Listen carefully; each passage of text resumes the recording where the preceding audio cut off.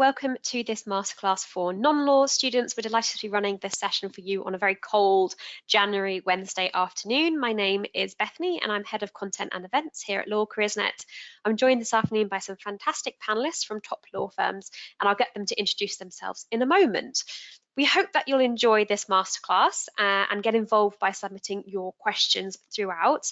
But the first thing we do at the top of these events is that we always like to set out the aims. So by the end of this masterclass, you should have a clear overview of what you need to know about pursuing a legal career from a non-law background, understand the process of applying to law firms and going through their recruitment processes, know about conversion courses and how to qualify as a solicitor, and overall we hope that you will get to know the benefits and advantages that you can bring to a legal career from your non-law background. And we'll come back to those at the end to see what you've taken away from today's masterclass. So now just some quick house rules that we always do. So first and foremost, do use that question tool to ask your questions that you have. Put them throughout. Whenever you think of one, pop it in the question function. I will see those, and we'll be saving about 15 minutes at the end to go through those in a Q&A session with our panelists. Also, if you do have any sort of audio, visual or technical problems, you can pop your issues or questions in that tool as well, and a member of the Law Careersnet team will be on hand to help you. Please note, I said this at the beginning, but this masterclass is recorded and the recording of the session gets sent to you, and you get that within 24 hours, and it also goes on our YouTube channel as well. Finally, we also have many fantastic masterclasses going on. We've got a packed schedule this term. The next one's actually next week, and it's about private wealth. So do look out for the registration link in today's follow-up email. And one more event that I do have to let you know about is our non-law virtual bootcamp event taking place next Thursday afternoon. In that event, we're providing you with crucial careers information in sort of bite-sized presentations, and there'll be networking time as well at that event with some law firms, and it will cover slightly different topics from today, and it's run in collaboration with the University of Law, so you'll be able to maybe understand your conversion and SQE prep courses options a little bit better too.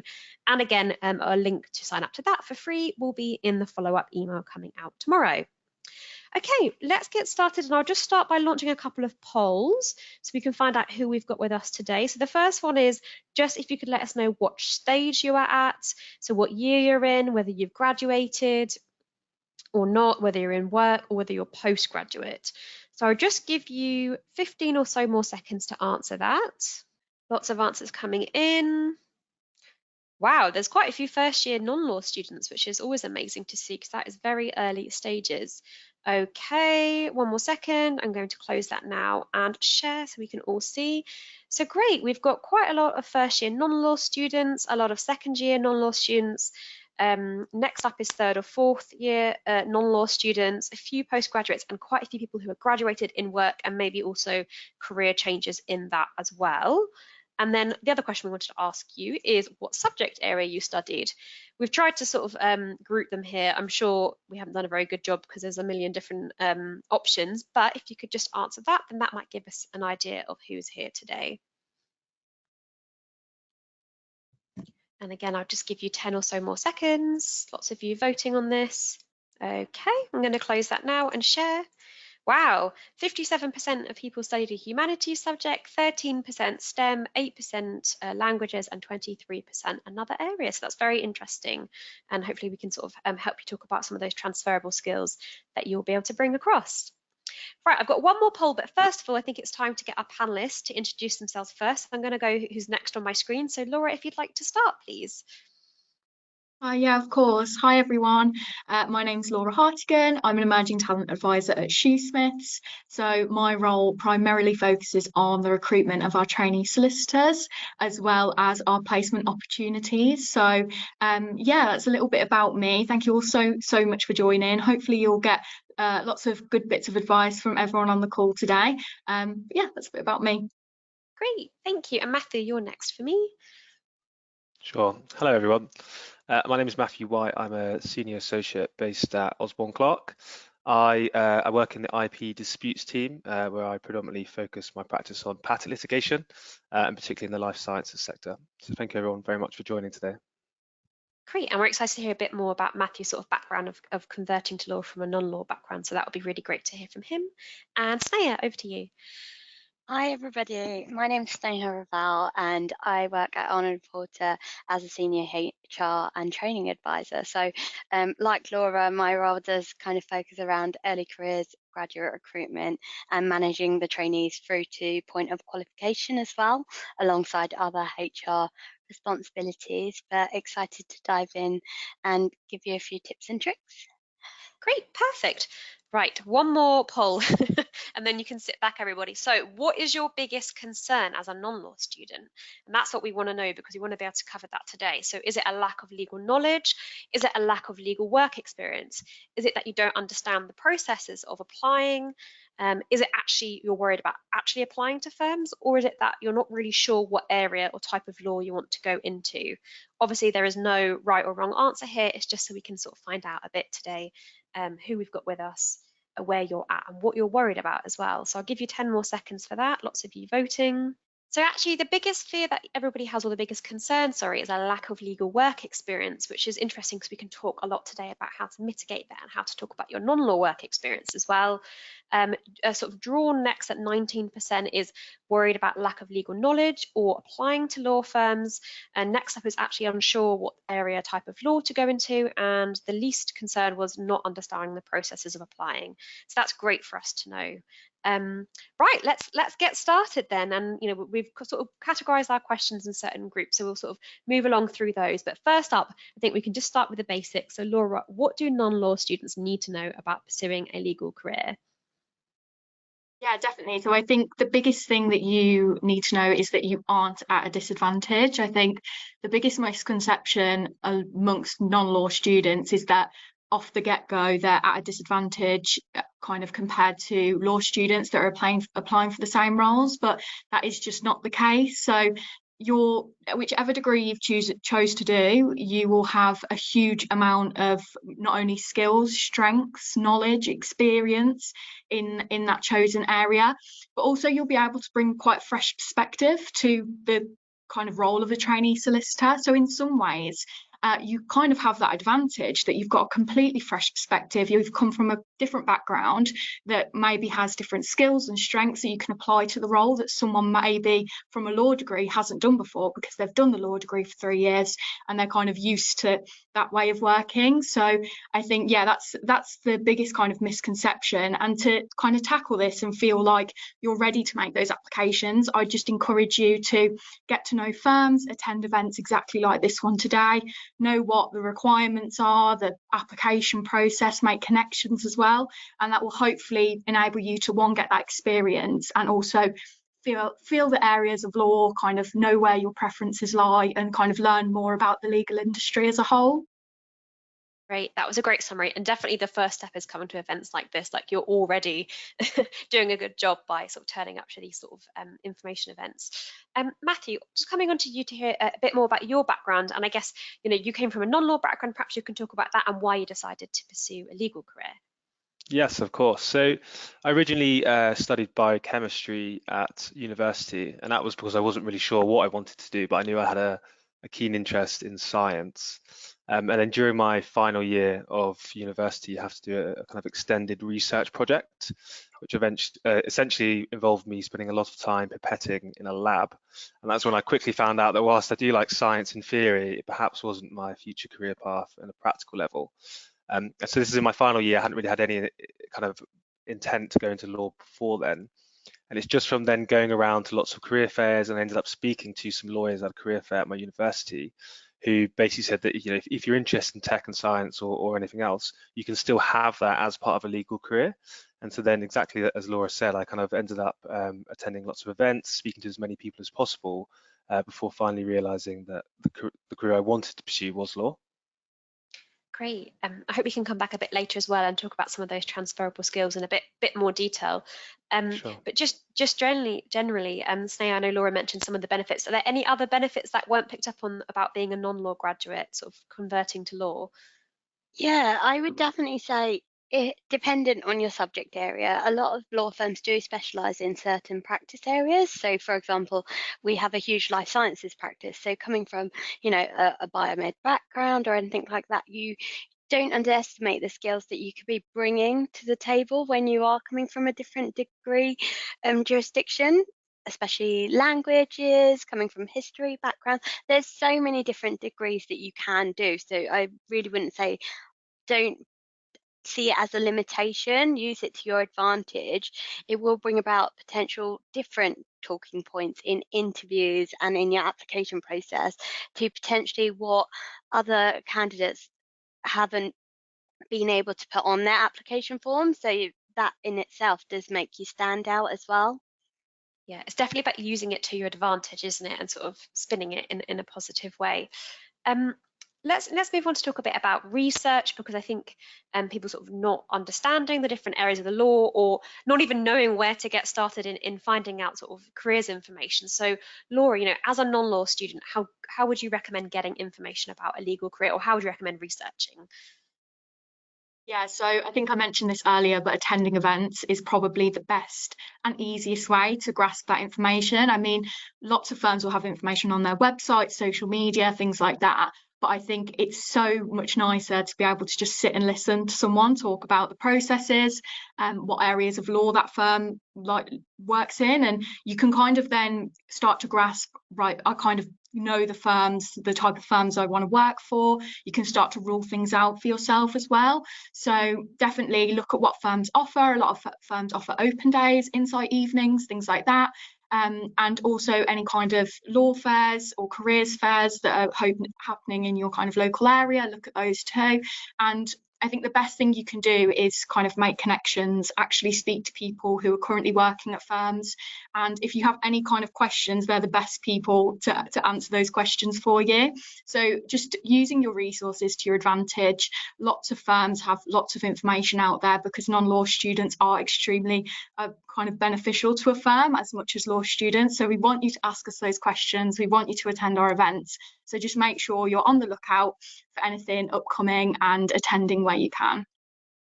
I think the thing about being a non-law student is that the information might not find its way sort of as organically to you as a law student, but it is out there, and there is so much information. I mean, you know, Law Careers Net, we are a massive, you know, careers resource, and we have a whole non-law section, which is sponsored by Shoosmiths, but we sort of try to, you know, make sure that we have all the information that we have on there, and we sort of list firm events, but there's so many other sort of resources and information sources out there. And I think another one is student law societies. They often have really good sort of resources and events and support for non-law students. So if you do have a society at your university, if you're at university, then definitely sign up. And Sneha, just sort of continuing about events, you know, I know you don't actually run any specific non-law events. Some firms do, some firms don't, but actually, you know, your open days, your insight evenings, they're open for everybody, and you encourage non-law students to attend, right? That's right. So we host 2 insight days a year, and that's specifically for first year students, and they're open to non-law and law. And I think, you know, echoing what Laura said, exactly, you do your best to go to as many open days and insight evenings and things like that, because especially as a first year, if you can, that will really help you start to tailor the rest of the kind of events that you want to go to as well.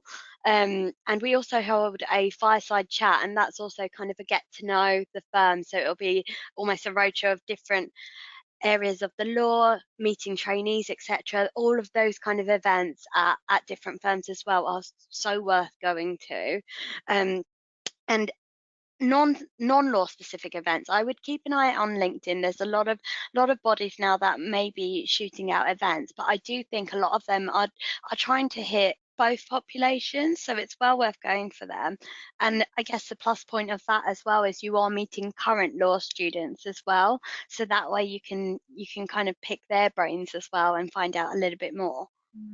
Yeah, don't think that you can't attend just because it doesn't say it's specifically for non-law. Like you can mostly probably attend. And Laura, I know we spoke in our sort of pre-call about this, about Shoosmiths Insight Evening, so maybe you can sort of say why that be a benefit of a non-law student to attend that. Yeah, definitely. So our insight evenings are taking place in January, and then we're also we've got some scheduled for September as well. So they are all now virtual. One of the biggest reasons behind us moving to virtual is to take away the application process, essentially, because we kind of saw that as just putting another barrier in front of people who are trying to just learn a little bit more about our firm. So it's now simply just a registration form. Tell us a little bit about your motivations for applying and wanting to know more, and then you are confirmed as attending that insight evening. So we've got planned talks from associates, partners, trainee solicitors to talk about our approach to AI, our ESG goals, our D&I initiatives as a firm. Emerging talent will also be there to chat through the application process, and we also have kind of a Q&A in between all of that for you to kind of pick the brains of some partners and associates and trainees at the firm. So if you're ever unsure about whether Shoosmiths is for you, or you kind of don't have a clue about Shoosmiths at the moment, you kind of know a little bit about the areas of law we work in, and you're a little bit interested and just want to know more, then apply, and then you can hear all about us. And if you decide no, not for me, that's completely fine, but at least you've gone and found that information and ruled something out for you, so you can pursue an area you're more passionate about. So it's all about finding out what works for you. And yeah, attending something like an insight evening is just the first step to understand more about a firm, so that you're really beneficial. And registrations for the January event close on the 20th of January, so be quick if you'd like to apply. Great.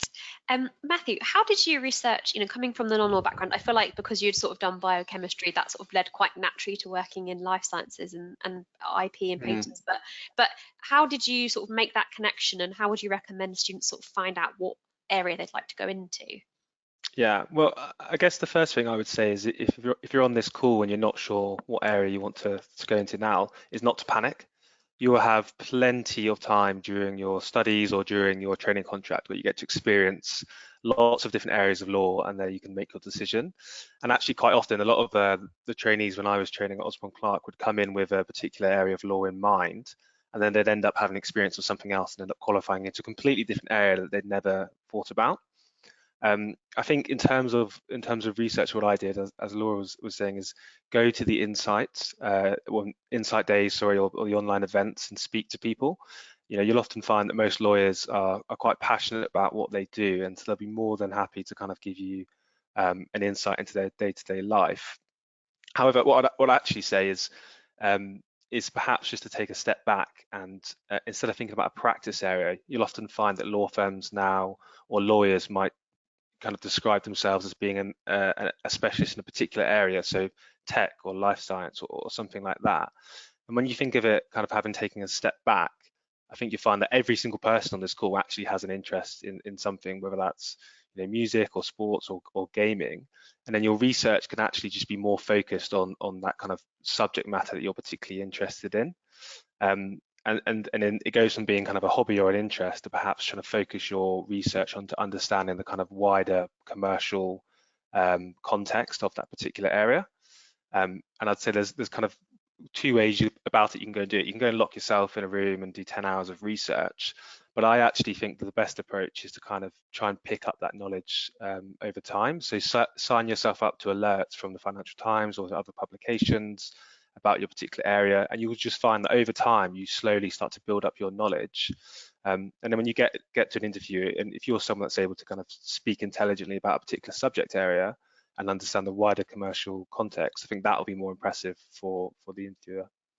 Yeah, I think that's really good advice. And I think one thing you picked up on there as well is like people's skills and their sort of attributes can also lead them down a certain path, whether they're, public speaking or wanting to work in a big or small team, fast paced, that also does help you decide. But I think getting work experience, which we will come on to, is a really good piece of advice for working out what you're interested in. And Matthew, also, could you just sort of talk us through your research process for firms and sort of how that went about?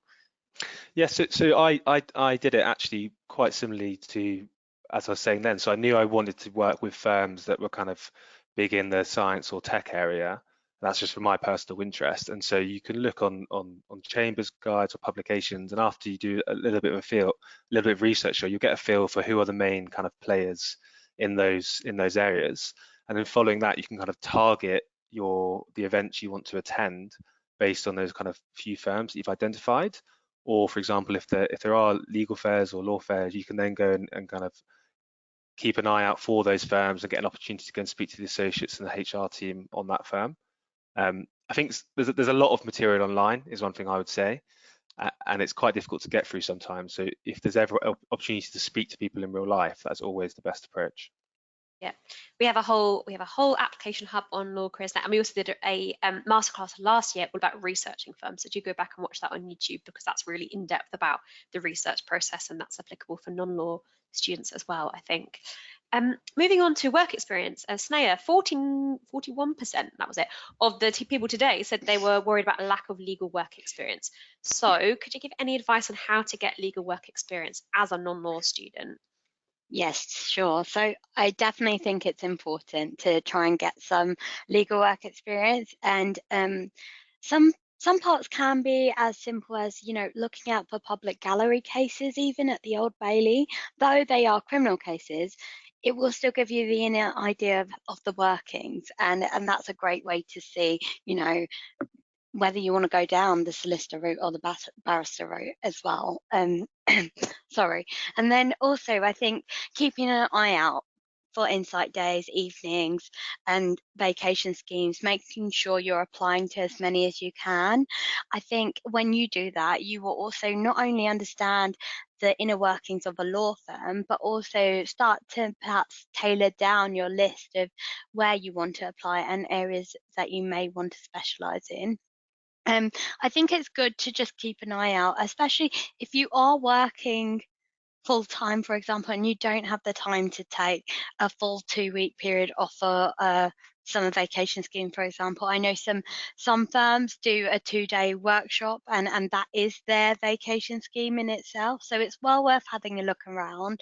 I think a lot of firms are listed on places like Law Careers Net, Bright Network, and we list our opportunities on there as well.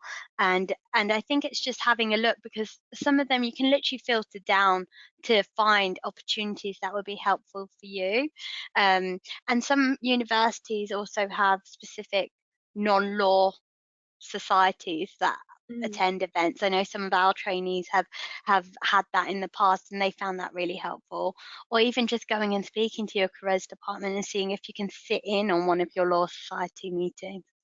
I think volunteering is a good one as well, because lots of universities have like pro bono clinics, or you could volunteer at the Citizens Advice Bureau and things like that, because that's like an easy sort of it's not formal work experience, but it does, you know, pick up all those skills, and you can still talk about that in your applications, right?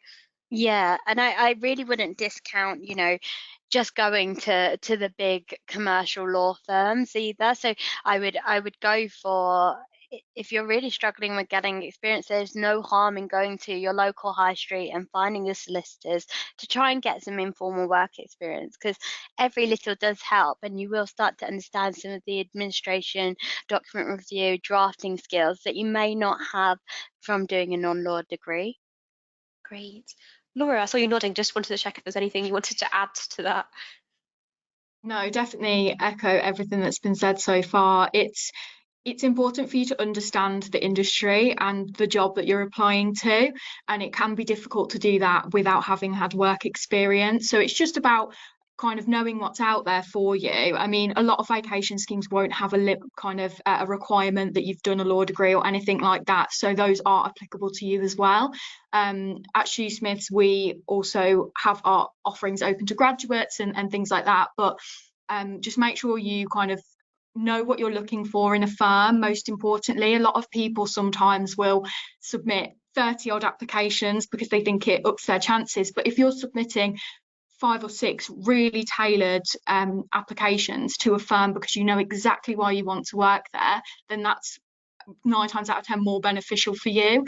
And yeah, so I just echo everything that's already been said, and just make sure you're doing your best to see what's out there. And if you can't find anything, perhaps go into a kind of a local high street firm to just get a little bit of experience, or your university kind of careers department to see if they've got anything that they can help with. So yeah, just knowing what's out there is a big thing.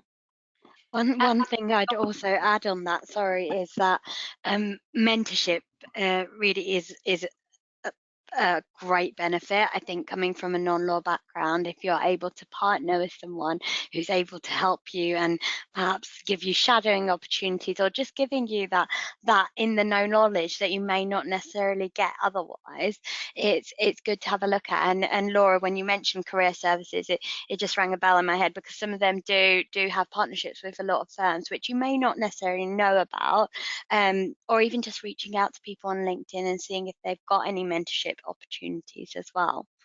Yeah, great. And definitely using student law societies as well, because I always feel like they do lots of good stuff.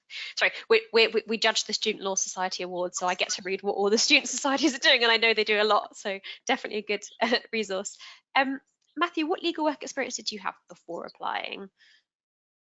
Well, I mean, hopefully this gives some comfort to people out there who are struggling to get work experience, but I didn't actually have any legal work experience when I applied for a vacation scheme. So in fact, I think the first time I'd actually walked into a law firm's office was on my assessment day centre. I think, obviously, as everyone said, if you can get legal work experience, and that is going to really boost your application. However, I think more and more firms appreciate that it is really difficult to kind of get legal work experience. And so the key thing to have to make sure you're doing then is, if you're struggling to get legal work experience, is to make sure you're getting transferable work experience, or just work experience of any kind, to demonstrate that you've got those skills that you can pass across. And I mean, so for me, it wasn't particularly glamorous. I was at university and studying, and I think I was working in a supermarket and working at a bar at the time. But the point was that during the interview, I was then having to discuss about kind of the commercial aspects of that and discuss some of the transferable skills. And it's really about highlighting what you can do and what you have done, if you aren't able to get the kind of the legal work experience that everyone's been discussing. Yeah, and Laura, just on non-law work experience, you know, as you spoke about volunteering, part-time jobs, extracurricular activities, all of that should be mentioned on the application form, right? If it serves the purpose of showing why you would be a good solicitor. It's all about linking those skills and sort of using it to demonstrate your key skills. So, you know, you encourage people to put things on, non-law things on their applications, right? Yeah, most definitely. Having legal work experience isn't a requirement of the application.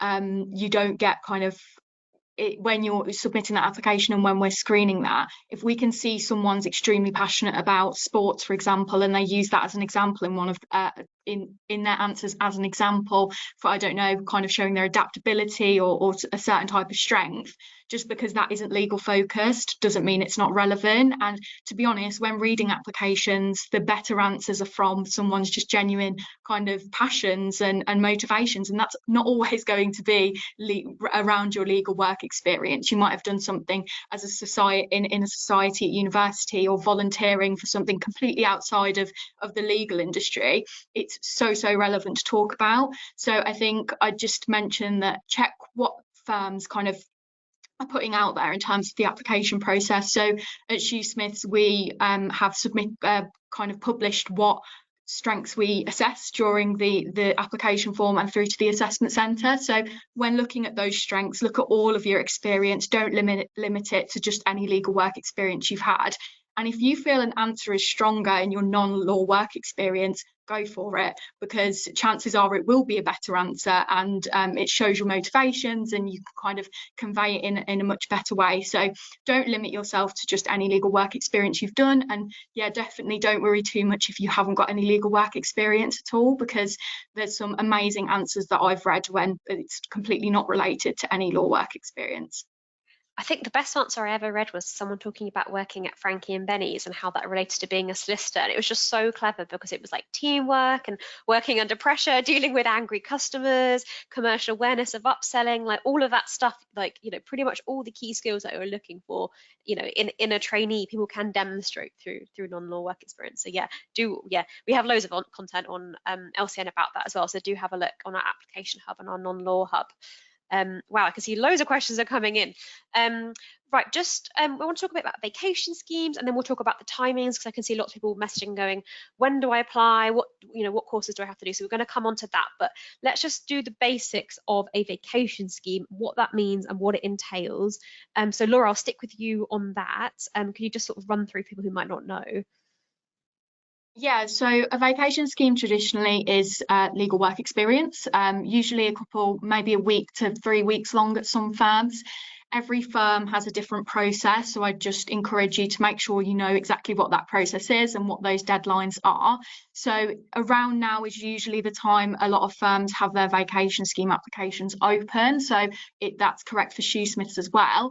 Definitely double check any kind of vacation scheme you're applying to and what is offered. The reason I say this is because at Shoosmiths we've recently just completely changed our work experience offering. So we now offer what we call the Discover Placement and Mentoring program. So it is directly aimed at underrepresented groups in the legal industry. So definitely just double check whichever firms you're looking at, what kind of requirements there are. And in terms of a vacation scheme itself, what you kind of get up to during that week, it is kind of, you'll be sat with one team, you will have supervisors, you do often get quite a lot of real responsibility during that work experience. A lot of firms will also have you work on a specific project directly related to the vacation scheme. So we have you work on a business-led project that you will then submit to your supervisors at the end of the week. And then that's also tailored with mentoring from one of our trainee solicitors. So that's throughout the week and afterwards as well. A vacation scheme is spoken about a lot because some firms will offer candidates a training contract off the back of a successful vacation scheme. But again, that is different at a lot of firms. We don't do that at Shoosmiths, so instead you will be recommended for a training contract assessment centre. So it is a little bit different, but it's just to reassure everyone that if you don't have a vacation scheme, it is not the end of the world. You can still make a direct application to a training contract and be successful. So yeah, just make sure you know exactly what the firm is offering in that vacation scheme. And Sneha, how does the vacation scheme work at Arnold and Porter? Is it similar? Sounds quite similar, yes. So we have ours running over 2 weeks, and we only run one vacation scheme a year. So we do a summer one. Oh, sorry, can you all hear me? It's just Yes, frozen. we can hear you. You have frozen. Okay. You're back. Sorry. I'm back. Good. Yes, so it's 2 weeks, and actually what we have out is a schedule set out for the 2 weeks, and everyone's assigned a mentor. The mentor is not actually a trainee solicitor, but that's done intentionally because there's a lot of time spent with the trainees. There's a series of workshops like Shoosmiths, and we intentionally put gaps in the schedule so that we actually encourage our students to be very proactive and approaching people in the office and getting work from them. Overall, at the end of the 2 weeks, so at the beginning of the 2 weeks, they are tasked a presentation, and that's a group presentation, not an individual one. And at the end of the 2 weeks, they will present on that topic to the whole office. So it's very similar, but I'm sure there's a few tweaks and turns in that. Our vacation scheme is linked to a training contract. So at the end of the vacation scheme, we will potentially shortlist some based on evaluations that we get from mentors, trainees, and people that they have essentially been proactive and gotten work from. But that said, we also have our direct training contract route because we appreciate that not everyone can take 2 weeks off of work and things like that. So there are two routes to apply. When it comes to the direct stage, with the shortlisted vacation scheme students, they will also have a final interview with myself, our training principal, and our managing partner, and they are directly interviewed at the same time as our direct candidates, in essence, so everyone is treated fairly, and they will only be interviewed after the direct training contract deadline is up. Great. And lots of people still messaging in, when do I apply for a vacation scheme? So in this stage, is it still the case that you should apply in your penultimate year of your non-law degree? Is that correct, Sneha? So for non-law, we ask for final year. Oh, yes, final year, sorry, yeah. Yeah, so sorry, it takes me a while to get my head around it too. For non-law, we say final year, and then for law students, we say penultimate year onwards. So postgrad is also fine. Any career changes are also fine as well. And same for Shoosmiths, Laura.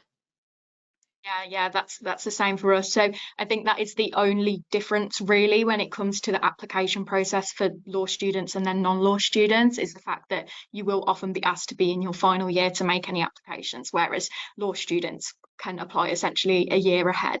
But yeah, exactly the same for us. Cool. I'm going to just pause on applications because I think this actually is quite nice to talk about conversion courses, because I can see lots of people getting confused about those timings. So perhaps, Laura, if we just stick with you and run through the training qualification process for non-law students now that we've got the SQE, because it has shaken things up a bit and changed the process somewhat. Yeah, definitely. So, yeah, it's a very good question, because it does take a lot to get your head around it. So, like I said, you will be able to apply to both vacation schemes or placement schemes and the direct training contract from your final year onwards. This is essentially because, so if I'll take the example of a final year non-law student. So, say you have applied to Shoosmiths for the direct training contract, you are successful, and say if you did that this year, that would be for a place in September 2026. So that leaves 2 years. So in the first year, up until starting your training contract, we will ask you to do the PGDL. So you will study that for a year, and then after that, you will then do the SQE alongside all our other SQE students. So that's both for law students as well, unless they've already done the LPC. So you will then spend the second year doing the SQE, and then you'll start your training contract in 2026. So that's why we have the requirement that you have to be in your final year, to make sure we can account for the fact you will have to do the PGDL in the first year. So I hope that kind of makes sense. Yes, so a couple of questions and a couple of more clarifications. So basically, you know, the Shoosmiths, basically the thing to say is that every firm does things differently nowadays, which is somewhat confusing, but it is more flexible. So before, obviously, you'd do the GDL and then you'd do your LPC and then you'd start your training contract. Obviously, the LPC doesn't exist anymore. Just to confirm that the SQE, the Solicitor's Qualifying Exam, is just a series of exams. You do not have to do any preparation before you rock up and take the exams. Of course, you really, really should do some preparation, especially as a non-law student. So I think that the LCN line, and I'm pretty sure all firms are saying, it's not a requirement for non-law graduates, but it's very, very much advised. Sneha, I think you do things a little bit differently at Arnold and Porter, in that if someone secures a training contract, you don't tell them which exact course to take, but you do ask them to do a conversion course, right? If they're a non-law. Yes, so we don't have a preferred provider, but if you are non-law, we do ask all students who are in that category to take the PGDL. Yes. I think it's good footing, good foundation, and I think it can only help, right? So we advise all our non-law students to go down that route, and we recruit 2 years in advance for a reason, to help for that preparation before you start your training contract. Yeah. So if you do get a training contract, the idea is that the firm will sort of set that route for you and which courses to take. Of course, if you don't get a training contract, you can, you know, self-fund and go and do, and there's a whole range of conversion courses. You can do the PGDL and then do an SQE prep. There are other SQE prep courses that have conversion in it. There's a whole range, again, you know, compare and contrast from LCN. We've got a big old list, but yeah, it's more flexible nowadays, but I do understand that it's probably a bit more confusing for non-law students. And a question's just come in that can someone apply for a vacation scheme? Oh yeah, sorry, we've answered that before starting the GDL. Yes, sorry, I thought it was after, and then I was confused. Matthew, I know you didn't do the SQE and route, did the old GDL LPC route, but I just wondered if you wanted to just emphasize the importance of doing a conversion course and how that worked for you. Yes, definitely. I mean, firstly, I'm quite thankful that I've done it on the old system, because it does sound quite confusing how it's changed to. But yeah, I mean, the conversion course is a tried and tested course, which is, you know, specifically designed to make sure that non-law students have got all the requisite knowledge you need, all the base legal knowledge, sorry, to start your career in law. And so I think it's a really, really valuable course for people to do if they're able to do it. And obviously, if you're going through the application process at the same time, you know, if you're someone that's going through that course or has done that course, then that's obviously going to give you an advantage as compared against people that haven't got that experience. And the other point I would say, actually, aside from the kind of learning the kind of legal aspects of it, is actually you're going to be on a course full of people that are going to be moving into career paths, you know, in law, whether that's in-house or with other law firms. And so it's also a great opportunity to start building up that network. You know, and you'll make friends there and meet people who will go in their career in parallel, and so it's useful for that as well. Great. There's so many questions coming in about conversion courses, so I'm just going to do 5 minutes of quick fire conversion courses before we move on and talk about applications again. Right, someone has asked, by getting a training contract, does the firm pay for your conversion course? Laura and Sneha. Yeah, so yeah, that is correct. So we will offer financial support throughout, both if you needed to do the conversion course and the SQE as well. So I forgot to mention earlier, we do have a partnership with BPP University for both of those courses. So we will ask you to do that course with BPP, but we will cover that financially, as well as a living allowance, whilst just kind of sitting those exams in that very, very stressful time. And Sneha, the same for you, right? We are the same. Yes, so for a PGDL, we'll offer sponsorship and a maintenance grant of £8,000. And then for the SQE, on top of that, we would sponsor that as well, alongside a maintenance grant of £12,000. Great. Someone's actually asked to explain the PGDL, and of course, Matthew, I know you did the GDL, but I'm pretty sure it's similar. So just to confirm, it's, you know, it's basically 3 years of a law degree condensed into 1 year, right? It's a conversion course. Yeah, that's right. So you won't obviously cover all the same areas as if you did the full course. It's quite, well, when I did it, it was certainly quite an intense period, because it's obviously 3 years condensed into one. But it covers all the kind of key areas, and lots of law firms have their preferred providers as well, which means it's kind of tailored to particular law firms and the areas they want to make sure that you've got that information and understanding of. Great, thank you. And somebody's, again, sort of, I think, getting a bit confused about the timing. So they've said, should you be enrolled in the law conversion course as you're applying for training contracts, or would you wait until you've been accepted by a firm? So just to clarify, it's typical that you would apply to firms, and then they would then sort of guide which courses you then took, which conversion course, which SQE preparation. And then just a couple of people asking about the timings of SQE. So if I'm clear about this, so Laura, Shoosmiths, you would do SQE1 and SQE2 before starting at the firm, right? Yeah, that's right. So usually that's done the year before you start your training contract. If you were sitting something like the GDL, some people will do it the year before and then leave essentially a year's gap in between starting their training contract. So it just depends kind of what situation you are currently in and what you're looking to do. So we'll talk through those options with you. But yeah, it is sat in that 1 year. And just to say that there is a flexibility. So, you know, the SQE is designed so that some firms are doing, you've got to do SQE1 and SQE2, and then you start your sort of training contract. But then if you do a more of the sort of graduate solicitor apprenticeship route, you might do SQE1, and then you might sort of learn on the job and then take SQE2. So as I said, it's very much more flexible. Have a look online. We've got loads of articles sort of summarizing the different ways, but different firms are interpreting it differently. So the best thing to do is sort of research the firm that you want to apply to, and that will then probably guide your process of how you're going to do it. I'm just oh my gosh, so many questions. Go for it. In terms of, we recently had one of our future trainees who was studying a master's in between while she was waiting, and then got the offer for us. So it actually made the timelines a lot tighter. She was a non-law grad.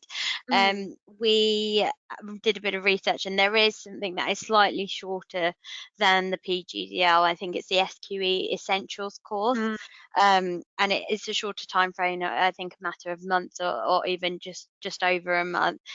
Wouldn't recommend it because I don't think you get enough knowledge, but just to say, if you are tight on timelines, there is that option as well. Great, thank you. Yes. Last point I'm going to make is, someone asked, is it worth doing the conversion course as a master's? And I guess, you know, the answer is, if you do it as a master's and you're self-funding, you would be able to get that government postgraduate loan. But if you're doing it through a firm, then they will tell you which course to do and they will fund it anyway. So it's kind of up to you. I'm always of the opinion that doing a master's, it's not really any benefit unless you can get the funding. Firms don't really require masters. It's just if you want to go into that more academic side of the law, then the masters might be more for you. Okay, I'm closing the question box because it's stressing me out, and going back to our questions about applications. So I think we've spoken a bit about law firm applications, how to tackle them as a non-law student. We've spoken about sort of bringing in that non-law experience, that transferable skills.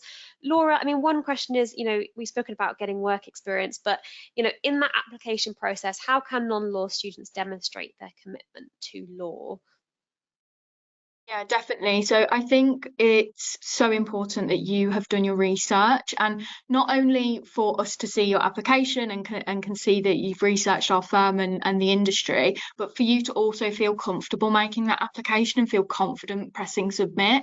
So I would 100% try and research the industry specifically, really develop your commercial awareness, which is a bit of a buzzword, and I hate saying the word commercial awareness, but I can't think of any other word to use right now. But essentially, it just means understanding the industry, understanding if you were to make an application with Shoosmiths, where Shoosmiths stand in that industry, any trends that could affect our business, and just really understanding it. And I think the biggest thing, advice I could give in terms of making that journey on learning all of that information, is to not go overboard and spend hours a day researching, because it will just get overbearing, it will become quite boring, and you will kind of lose the motivation. So just little bits in your daily life, listen to a podcast. So Shoosmiths has a podcast at the moment, and they're only kind of 15-20 minutes long, but even just listening to that to start your morning, jotting down any questions or kind of topics that you weren't sure about, and then using that as your point for your research. So it can feel like there's almost too much information at times, and where on earth do I start? So I think that's a really good way to kind of start the research for your application. And the applications that have very kind of tailored research and specific research are often the ones that kind of stand out to us, and we can see that you're quite passionate about the firm and know more than just kind of what's on our website. Yeah, great. Sneha, any other advice from you for the sort of application process for non-law students?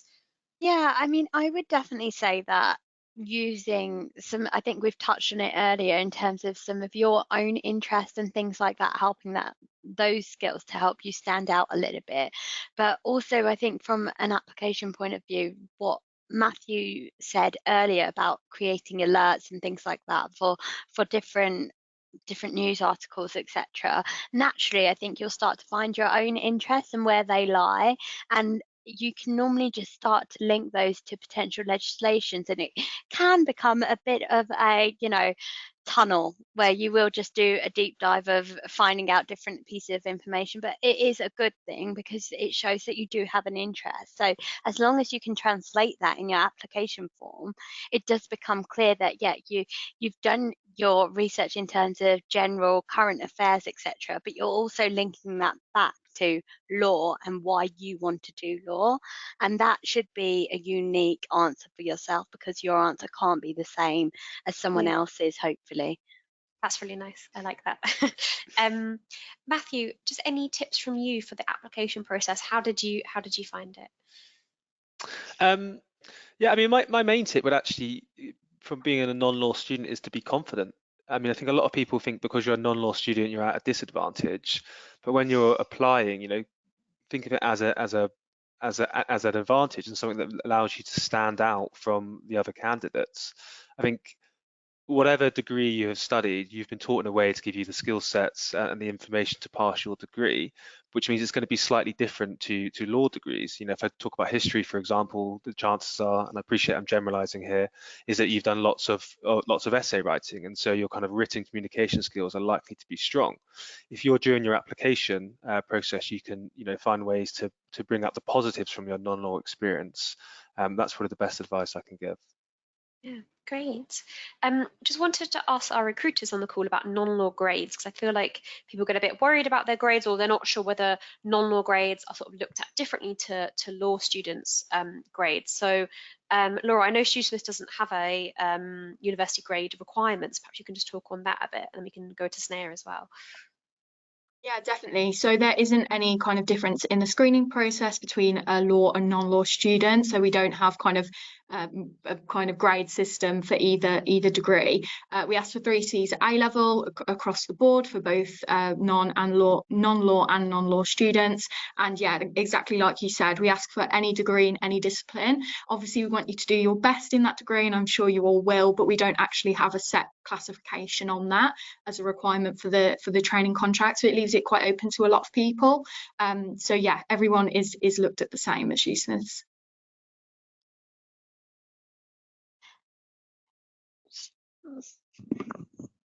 Sorry, have I frozen? Am I okay? No, we can hear you. Okay, good. Sorry about that. You.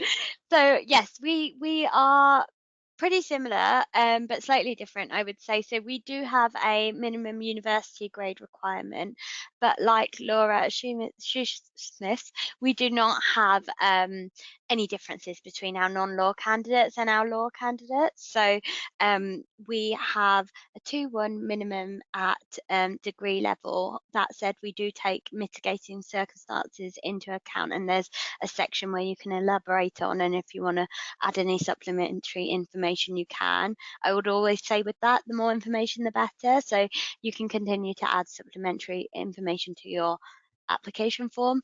A levels, we don't have any requirements for.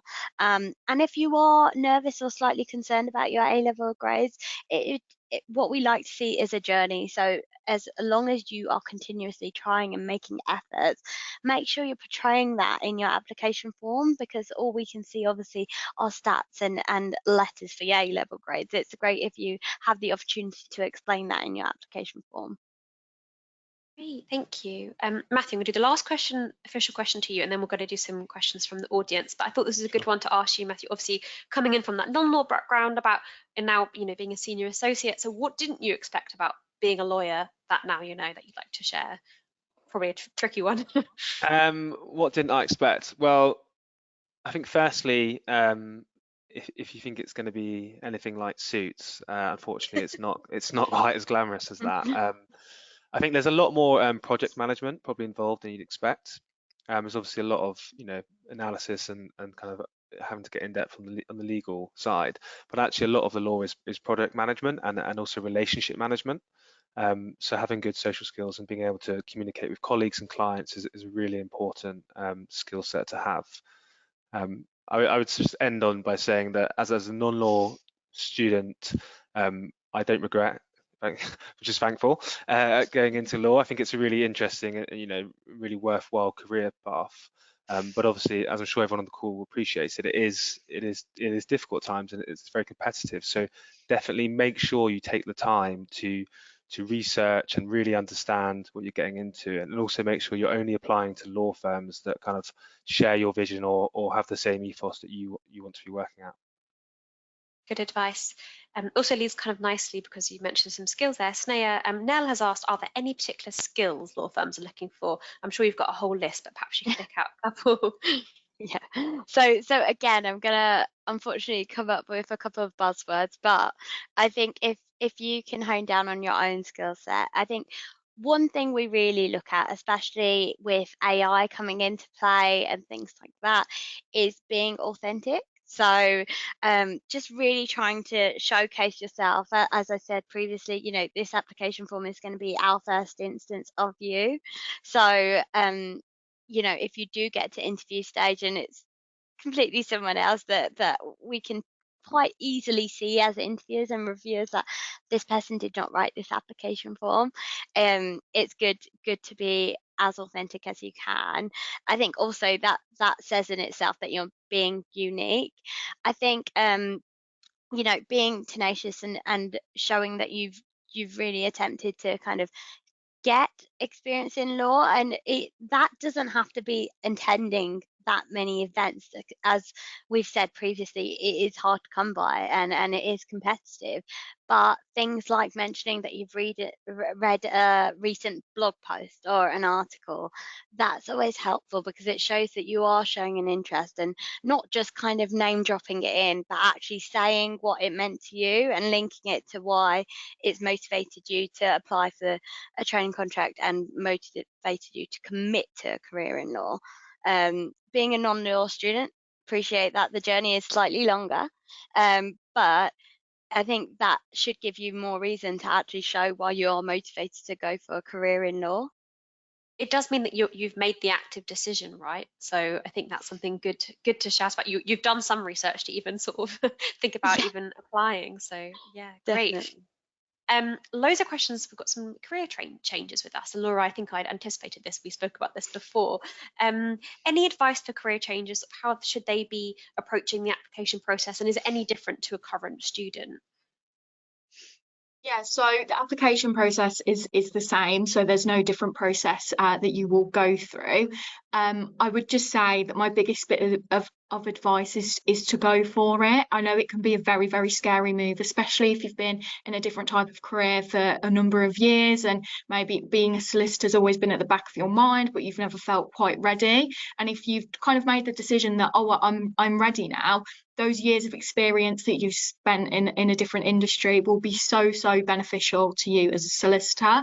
There's quite a few career changes that we have at Shoosmiths, and one was a book editor for 8 years prior to starting his training contract, and it just goes to show that there's so many transferable skills in a role like that can be attached to the role of a solicitor, but also bring in a bit of a fresh perspective, a different way of working, different opinions, different views.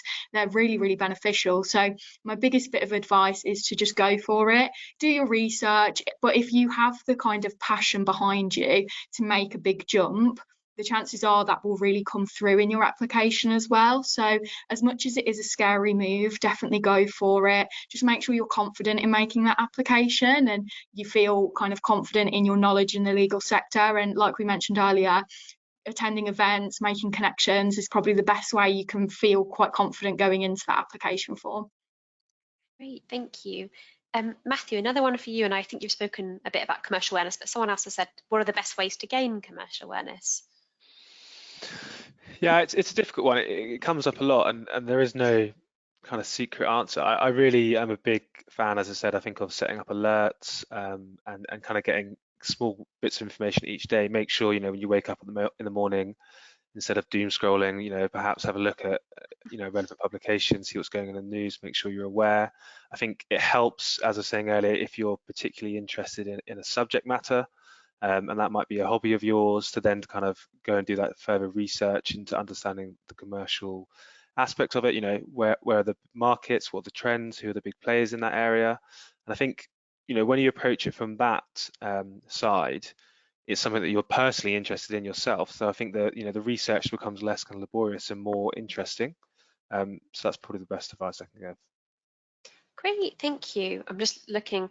I can see there are so many questions about the SQE and timings and sort of people's specific requirements. So I would just say, please do look at our SQE hub and our non-law hub, because pretty much every question you've asked, we've already answered it online. And we know there's a lot of confusion about the SQE, so please just do have a look at that. I think we can do one more general question, which I think was our last one we'd prepped, which was, I guess, like final piece of advice, maybe one piece of advice to summarize for everybody, for non-law students interested in a legal career. So Sneha, I'm going to come to you first, put you on the spot. Last piece of advice.